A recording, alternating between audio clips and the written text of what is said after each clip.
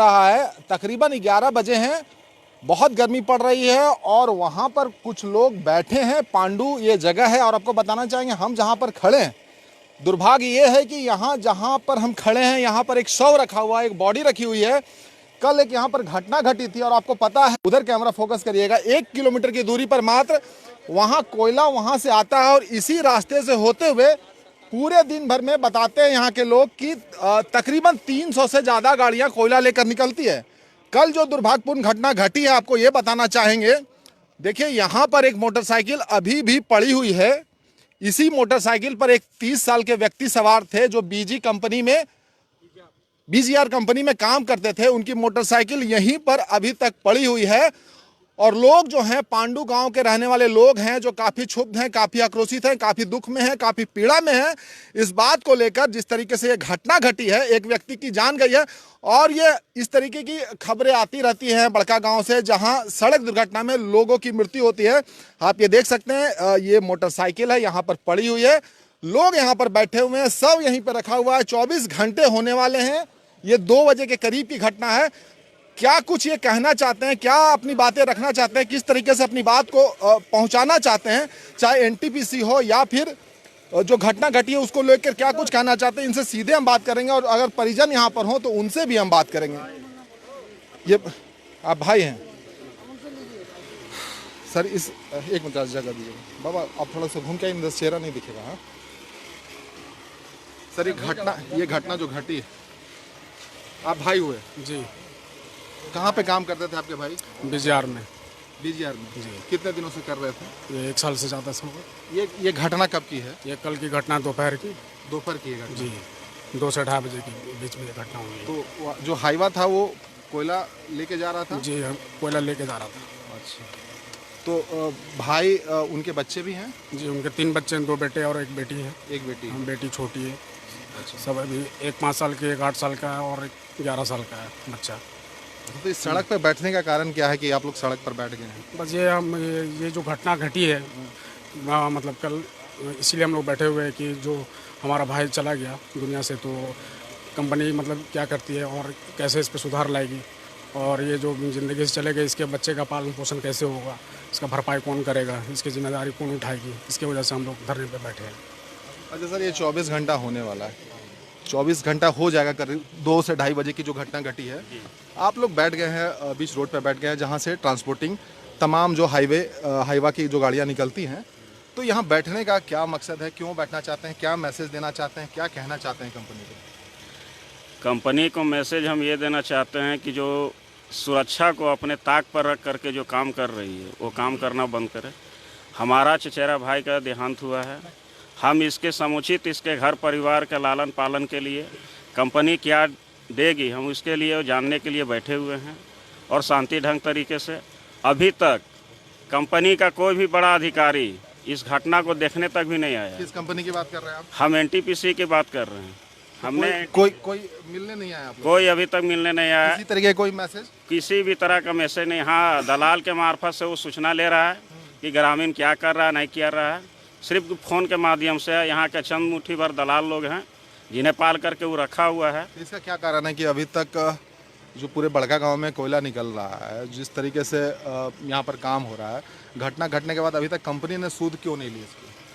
Company को यहाँ के रैयत से लगाव है ही नहीं, वो तो सिर्फ बिजनेस करने आई है। चाहे इसके लिए उसे लाशों के ढेर पर ही बिजनेस करना पड़े तो करने के लिए तैयार है और कर भी रही है।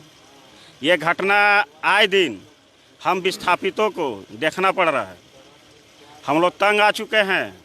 कितनी बार हम लोग सुरक्षा के लिए मांग किए हुए हैं कंपनी को, लेकिन कंपनी कहती है कि उससे हमको क्या लेना देना है, हम काम करने आए हैं, काम करेंगे। तो ये सब को लेकर जो आप लोग बैठ गए हैं सड़क पे, ये मतलब ये तो उठना भी पड़ेगा, जो अंतिम संस्कार है वो करना भी पड़ेगा। तो फिर ये कब होगा और कैसे होगा फिर? जब तक परिजनों का मांग कंपनी पूरी तरीक़ा से नहीं देती है तब तक पार्थो शरीर जो है से यहाँ तक अभी उठेगा नहीं। जब मांग पूरा हो जाएगा, हमारे परिजन संतुष्ट रहेंगे, तब हम उसको। मांग की जो बात आप कह रहे हैं, मतलब क्या मांग है आपकी? मांग यही है कि विगत कुछ दिन पहले एनटीपीसी के कोई अधिकारी का जिस तरह का घटना घटा हुआ था, उसके बाद जो मुआवजा मिला है 3 करोड़ 35 लाख रुपया, वो 3,35,00,000 रुपया मृतक विकास कुमार के परिवार को मिलना चाहिए। बस हमारा यही मांग है। और भी कुछ लोग हैं, उनसे भी बात करेंगे। कौन बात करना चाहते हैं? जी हैं और सरपंच सभी। अच्छा सर, ये बताइए, जो आप लोग डिमांड रख रहे हैं, जो बातें रख रहे हैं, अभी तक तो कंपनी वाले जैसे कह रहे हैं कि अभी बात ही नहीं करने आए हैं, और आप लोग कह रहे हैं कि जो घटना पूर्व में घटी थी, जो अधिकारी थे और जो आप बातें रख रहे हैं, तो ये कैसे कैसे संभव लग रहा है और कैसे देखिए, बात ऐसा है कि कल जब घटना घटी, घटना करने में कोई आया नहीं अभी तक।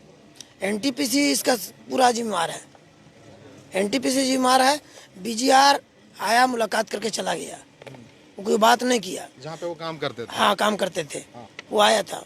और अभी तक एनटीपीसी को फोन किया सिर्फ मुखिया के पास। मुखिया बोला, वो बोला आवेंगे हम विचार करके। तो मेरा कहना है कि जिस तरह आए दिन घटना जो घट रही है, उस तरह हम लोग कैसे झेलें, इसका समाधान कैसे होगा। उपायुक्त महोदया यहाँ आके हम लोग को बतावें, उनके बात पर हम लोग चलेंगे। हम लोग को यही डिमांड है पहले। ये तो सर ये पूछना था, एक तो पीड़ा में है पूरा जो गांव होगा, पूरा परिवार होगा, उसके बाद ये बॉडी जो आप लोग लेके बैठे हैं, उसमें फिर ये कह रहे हैं कि अभी तक कोई पहल नहीं हुई है, तो इसमें और भी पीड़ा होगी और भी तकलीफ होगी इसमें तमाम लोगों की जो आप लोग बैठे हैं। अभी लक्ष्मण जी बोले, वो सही बात बोले, उसी आधार से सब बात सही है। अब रही कि वैकल्पिक व्यवस्था हम लोग को ट्रांसपोर्टिंग करेगा, तो हम लोग को आवागमन का रास्ता कहाँ दे रहा है, ये सब नहीं बनाया गया।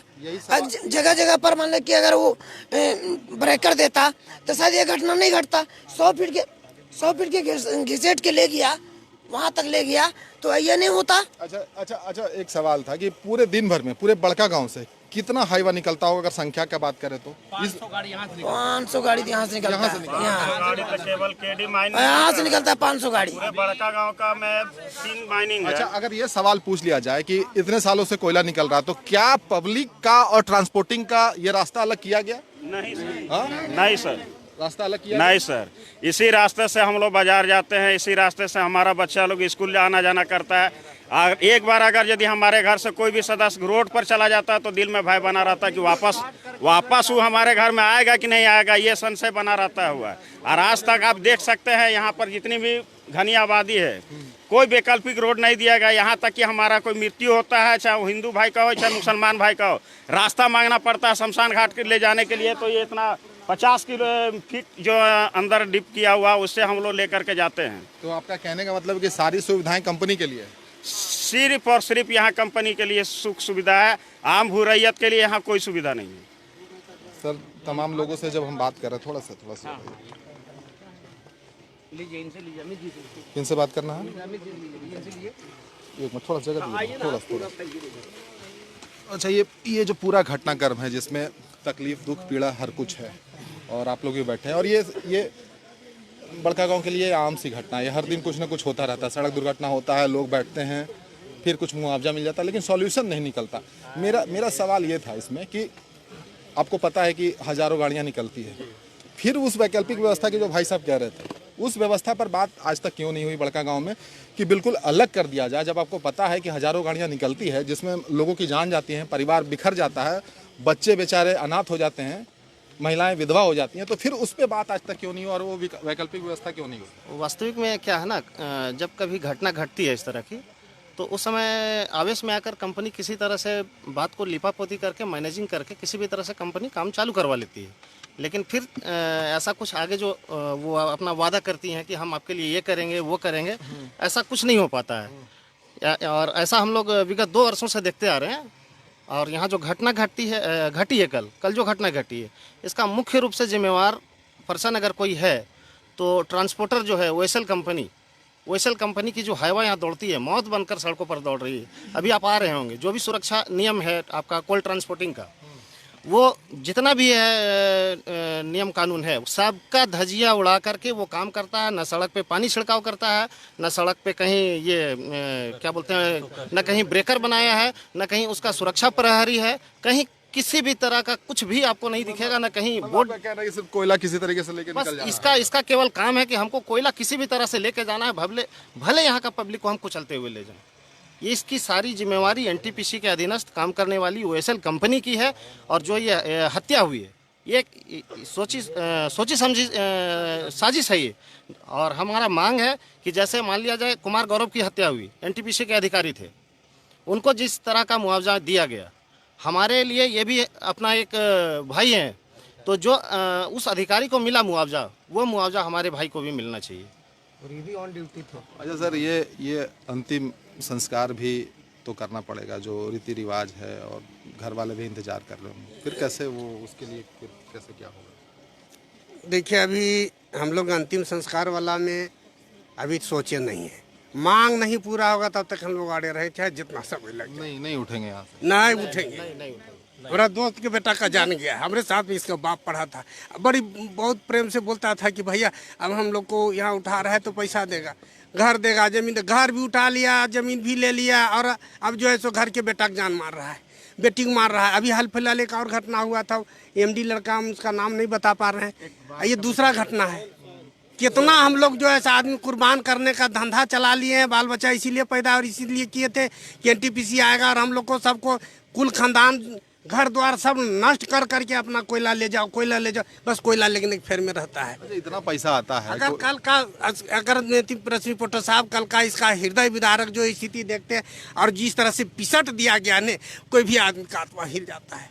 लेकिन एनटीपीसी के लोग इतना कठोर है कि अपना केवल एसी में बैठेंगे यार, एसी गाड़ी में दौड़ेंगे यार, कभी जो क्षेत्र में नहीं देखेंगे कि स्थिति क्या है, इसको हमको क्या करना चाहिए, क्या करें। हम कुछ बोल नहीं पा रहे, इतना जो है भावुक हो गए।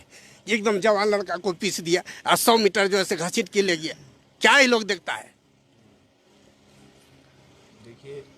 बोल नहीं पाएंगे। इतना जो समस्या है ना कि क्या बताएं।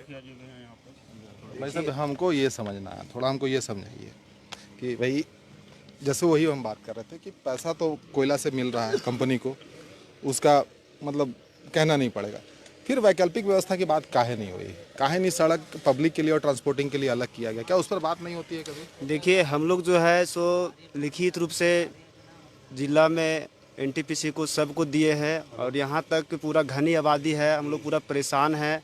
लिख करके देने के बाद भी उस समय सामने पर बोला जाता है, उसके बाद कोई इसका प्रतिक्रिया नहीं होता है। यहाँ से 6 किलोमीटर दूरी में बच्चा लोग स्कूल जाता है, स्कूल तोड़ दिया गया, पंचायत भवन तोड़ दिया गया, उप स्वास्थ्य केंद्र तोड़ दिया गया। हम लोग के घनी आबादी होने के बावजूद भी हम लोग रोड का भी मांग किए, पब्लिक के लिए कोई रोड नहीं है। जितना भी घटना घट रही है उसका मुख्य रूप से दोषीवार एनटीपीसी है। एनटीपीसी के चलते ही सारा घटना ही घट रही है। हम लोग के सिर्फ जो कुचलने काम कर रही है, शोषण कर रही है एनटीपीसी। यहाँ पे कोई हम लोग के विस्थापितों का कोई हक अधिकार, कोई मूलभूत सुविधा नहीं मिला है। इसका हम लोग निंदा करते हैं एनटीपीसी को। एनटीपीसी आज तक कोई भी काम हम लोग के लिए नहीं किया, सिर्फ रोने काम कर रही है। जो जान जा रही है उसका मुख्य उद्देश्य सिर्फ एनटीपीसी। पढ़ने के लिए कोई अच्छा स्कूल कुछ नहीं है, कोई जो भी स्कूल था वो भी तोड़ दिया गया। सड़क भी नहीं है, अस्पताल भी नहीं है, स्वास्थ्य केंद्र नहीं है, पानी भी नहीं है। टोटल चीज जितना मूलभूत सुविधा होता है इंसान का सारा चीज कर दिया गया है। यहाँ से 6 किलोमीटर दूरी में स्कूल जाना पड़ता है, बच्चा को लेकर के आए दिन घटना डेली घटते जा रहा है। हम लोग शिकायत करते करते परेशान है। यहाँ तक मुख्य सचिव को भी लिख के दिया कहीं से। इस समस्या का हल कैसे होगा? आप लोग बैठे हैं, आपके चैनल के माध्यम से हम चाहते राज्य सरकार तक पहुँचे। अभी बड़का गांव में, टंडवा में, पगार में ये केडी कोल माइंस है।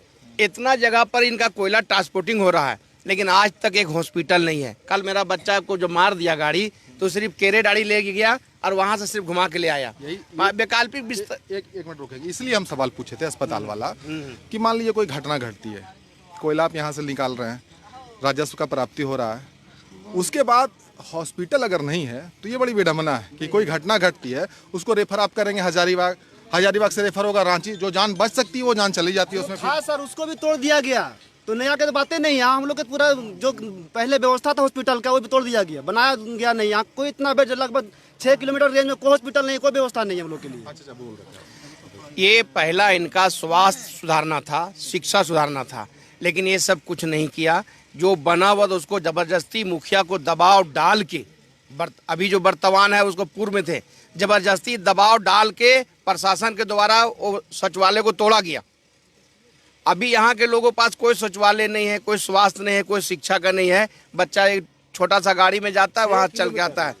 हम आपका माध्यम से कहना चाहते हैं कि राज्य सरकार के तक ये बात नहीं जाती, या तो यहाँ पर जो जिला के मालिक हैं डीसी, या वो बात को दबा दे रही है, या तो बात आगे तक जाती तो हम लोग का कुछ ना कुछ सुविधा होता। इस बात को सोची साची समझी के एनटीपीसी द्वारा गोल गोल घुमा के एक जगह पर बैठा के रखी हुई है। जो बढ़िया अफसर आते हैं उनको ही ट्रांसफ़र कराने में भी लग जाते हैं कि नहीं हमारी बात नहीं सुन रही है, पब्लिक की बात सुन रहा है। और जितने भी हम लोग आंदोलन किए उसका भूतभोगी हम नहीं, कितने लोग होंगे, सब आदमी पर 5 को 10 को केस होगा। बस तो यहाँ आप लोग बैठे हैं तो इसमें भी इस पर भी केस करेगी। जितने लोग बैठे, जितने लोग बोल रहे हैं, सब पर केस होगा। हम एक गारंटी के साथ केस होगा। हमने केस का होगा कि आप लोग बैठे रोड जाम किए हुए हैं। और ये सरकारी कंपनी नहीं है एनटीपीसी, इसका वो कानून में लॉ नहीं करता है। जो धारा लगाता है इसके अंदर वो तब पावर नहीं है, लेकिन जबरदस्ती खेला करके वो धारा लगवाती है ग्रामीणों पर। हम ये कहेंगे आपका चैनल के माध्यम से, माननीय हेमंत जी, तमाम अभी झारखंड का सुपर नेता हैं, उस आपके चैनल के द्वारा अगर देखते होंगे तो इस बात को संज्ञान में ले। और हमारे इरफान अंसारी जो स्वास्थ्य मंत्री हैं, उनका अभी शासन काल है, वो भी देखे कि इसमें इतना बड़ी कंपनी, महारत्ना कंपनी, ग्रामीणों के सुविधा क्यों नहीं दे रही है। ये सब हम लोग चाहते हैं कि हम लोग को सुविधा हो जाए। आज एक का बेटा मरा है, कल 10 मर जाएगा। इस मौत से पहले हम लोग चाहते हैं संविधान हो जाए इसका। कानून उसके पास नहीं है, अपना कानून से चलती है। देखिए, जब हम यहाँ बैठे हैं, पांडू जगह है ना ये, पांडू में जब बैठे हैं, यहाँ सड़क पर बैठे हैं। आपको ये बताना चाहिए, जहाँ हम बैठे हैं ये सड़क है और सड़क में आवाजाही अभी बंद है। और यहाँ पर जब हम बात कर रहे हैं तो लोग भावुक भी हो जा रहे हैं, आंखों में आंसू भी आ जा रहे हैं, क्योंकि इन्होंने देखा है, जिनकी जान गई है उनके साथ समय बिताया है, उनके परिवार को जानते हैं, समझते हैं। और इसको लेकर बात करते करते इनकी आंखें नम हो जाती हैं और कहीं ना कहीं वो बातें निकल कर आती हैं जो दुख है, पीड़ा है, तकलीफ़ है। जिस तरीके से यहाँ पर ट्रांसपोर्टिंग का काम होता है या फिर कंपनी जिस तरीके से अपनी जिम्मेदारियों को निभा रही है, जिस तरीके से हमने अस्पताल की बात पूछी, जिस तरीके से लोग यहाँ पर मूलभूत सुविधाओं की बात कर रहे हैं, तो कहीं ना कहीं इसको लेकर पीड़ा नज़र आती है और दिखती है। जब हम बात करते हैं कि इतने सालों से कोयला निकल रहा है, इतने सालों से यहाँ से राजस्व की प्राप्ति हो रही है, फिर वैकल्पिक व्यवस्था क्यों नहीं है जिसमें ट्रांसपोर्टिंग अलग किया जाए, पब्लिक रोड अलग किया जाए। क्योंकि आपको पता है यहाँ हज़ारों की संख्या में हर दिन गाड़ियाँ निकलती है और ऐसे में आए दिन ये घटना घटती है। खबर आती है कि किसी की ज़िंदगी चली गई, उसमें परिवार भी लग जाता है, बच्चे भी लग जाते हैं, महिलाएं विधवा हो जाती हैं। तो ऐसे में ये तमाम लोग बैठे हैं और जो ये मांग कर रहे हैं, ये कह रहे हैं कि हम यहाँ से तब तक नहीं उठेंगे। और विडम्बना ये है कि ये कह रहे हैं कि अभी तक कोई कंपनी से कोई ठोस बात नहीं हुई है, कोई बातचीत नहीं हुई है। अब ये कह रहे हैं कि ये तब तक नहीं उठेंगे जब तक कि यहाँ पर पहले बात ना हो। और इनकी मांग जो है, इनका कहना है कि कुछ दिन पहले जो एनटीपीसी के डीजीएम की जब गोली मारकर हत्या हुई थी, तो जो मुआवजा उनको मिला था, वही मुआवजा जो व्यक्ति सड़क दुर्घटना में जिनकी मृत्यु हुई है उनको भी मिलना चाहिए, तभी यहाँ से उठेंगे। और आप देख सकते हैं इतने लोग बैठे हैं, काफ़ी यहाँ पर गर्मी है।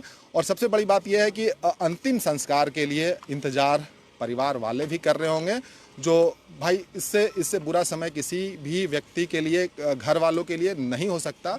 और उस समय में अभी ये गुजर रहे हैं। बाकी अपनी बातें, अपनी प्रतिक्रिया जरूर दीजिएगा। ये हम बड़का गांव के पांडू से ये तस्वीरें आपको दिखा रहे थे। बहुत बहुत धन्यवाद।